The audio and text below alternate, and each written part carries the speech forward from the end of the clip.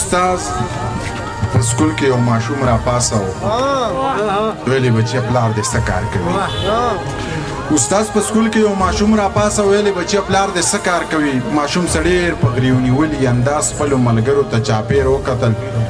سترګې یې ټیټې کړې او روښانې ویل استاد یې په دماکه کې مړ دی یو څو رڼې اوښکې په مخ تېرې شوې دي تکې ځمکې داسې جذب کړې چې لکه چینده چې میږی راکاږي بیا یې کیسه ورته څه داسې وکړه استاد جي زه چې کله کور ته لاړ شم د دې بستې نه کتابونه لر کم په دې بسته کې د پالشو ډبې زړه کپړه او یو زوړ برش کېدم مور ته مې وایم بیبي ښار ته لاړم مور مې څه ډېر په غري ونیولي انداز وایي بچیه زه الله دې مل شه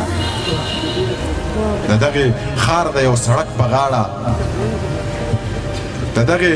ښار د یو سړک په غاړه په یو فوټپات دغه کپړه خوره کم سره د برش او د پالشه کښېنم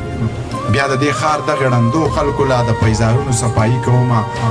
استاد ړانده مې ورته ځکه وویل ما نه تر اوسه چا تپوس ونه کړو چې دې بسته کې کتابونه خوند کوي په دې چاچو کې قلمونه خوند کوي ما نه تر اوسه چا تپوس ونه کړو چې دې بسته کې کتابونه خوند کوي په دې چاچو کې قلمونه خوند کوي په دې بکسه کې خو رنګونه خوند کوي خو زه ګیله د چا نه ځکه نه کوم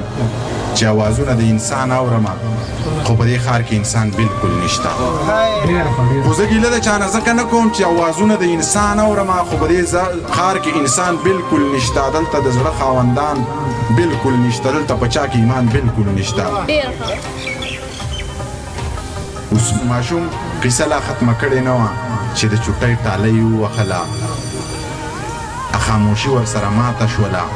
ماشوم په مخ دواړه لاسونه راښکل خپلې اوښکې یې پرې وچې کړلې خو په تلو تلو کې استاد جي ته وې بې ادبي معاف خو منیر وایي چې د لوږې مرمه نه بې ادبي معاف خو منیر وایي چې د لوږې مرمه نه نو سوال د چا نه سله وکړم رزق هغه راکړي نشه ورپسې خپله وکړم